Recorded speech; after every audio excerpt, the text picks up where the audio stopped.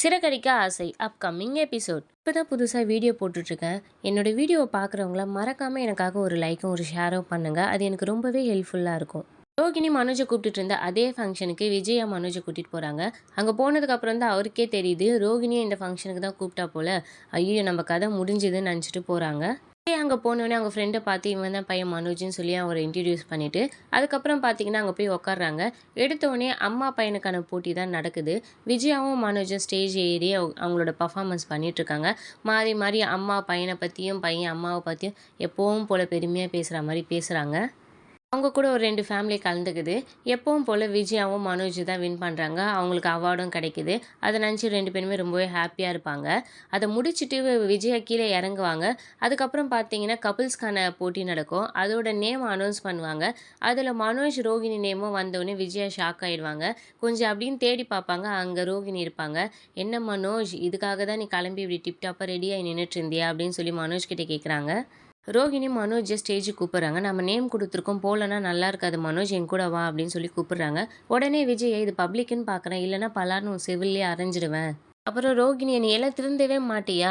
இங்கே கூட டைட்டில் என்னன்னு பார்த்தியா? தாயா தாரமா, இதில் கூட தாய் தாண்டி முன்னா அப்படின்னு சொல்லிட்டு மனோஜை திட்டிட்டு அங்கேருந்து கூப்பிட்டுட்டு போயிடுவாங்க.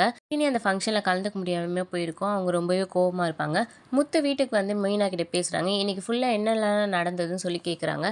மீனா என்ன எப்பவும் இல்லாமல் இப்போ கேட்குறீங்கன்னு அப்படின்னு சொல்லிட்டு அதுக்கப்புறம் அவங்களுக்கு பூ ஆர்டர் வந்தது, அவங்க பூ டெலிவரி பண்ணதை பற்றியெல்லாம் பேசுகிறாங்க. வேறு எதுவும் நடக்கலையா அப்படின்னு கேட்குறாரு. வேறு எதுவும் இல்லைங்கன்னு சொல்கிறாங்க.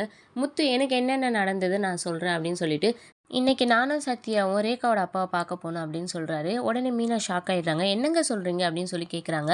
ஒரு நிமிஷம் இரு, நீ காலைல சத்யாவை பார்த்து பேசுனது ஏன் என்கிட்ட மறைச்சேன்? இன்றைக்கி என்னென்னலாம் பண்ணன்னு தானே நான் கேட்டேன், அதையே நீ மறைச்ச? நீ சத்யாவை திட்டிருக்கேன், ஏன் திட்டின அப்படின்னு சொல்லி கேட்குறாங்க.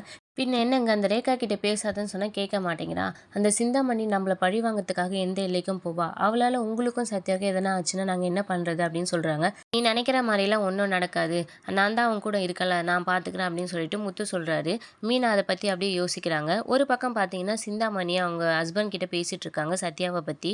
ரேகாவோட அப்பா சொல்லிட்டு இருப்பாரு, அவன் வீட்டுக்கு வந்து பொண்ணு கேட்கும்போதே நான் அவனை அடித்து துரத்தி இருக்கணும், ஆனால் நான் அப்புறம் சொல்கிறேன்னு சொல்லிட்டேன். பரவாயில்ல, அது வரைக்கும் அந்த மாதிரி ஏதோ நீங்கள் பண்ணல, நம்ம இனி பார்த்துக்கலாம், நீங்கள் அவசரப்படாதீங்க, முதல்ல ரேகாவை இங்கே வர சொல்லுங்கள், யாருக்கும் தெரியாமல் ரேகாவை கூப்பிட்டு வந்து நம்ம வீட்டில் வச்சுக்கிட்டு சத்யா தான் கடத்திட்டான்னு சொல்லி போலீஸ் ஸ்டேஷனில் கம்ப்ளைண்ட் பண்ணிடலாம் அப்படின்னு சொல்லிட்டு சிந்தாமணி அவருக்கு ஐடியா கொடுக்குறாங்க. சிந்தாமணி ஹஸ்பண்ட் ரேகாவுக்கு கால் பண்ணி, நான் உனக்கு ஒரு குட் நியூஸ் வச்சுருக்கேன், நீ வீட்டுக்கு வாமா அப்படின்னு சொல்லி கூப்பிட்றாரு. என்னப்பா சொல்கிறீங்க, உண்மையாகவே வா அப்படின்னு கேட்குறாங்க. ஆமாம் சரிப்பா, நான் வந்துடுறேன் ஃப்ளைட்டில் அப்படின்னு சொல்கிறாங்க. வேணாம்மா, நான் கார் அனுப்புகிறேன், நீ காரில் வந்துடு, அதுதான் சேஃபு அப்படின்னு சொல்கிறாரு. சரி ஓகேப்பா, நான் வரேன் அப்படின்னு சொல்கிறாங்க.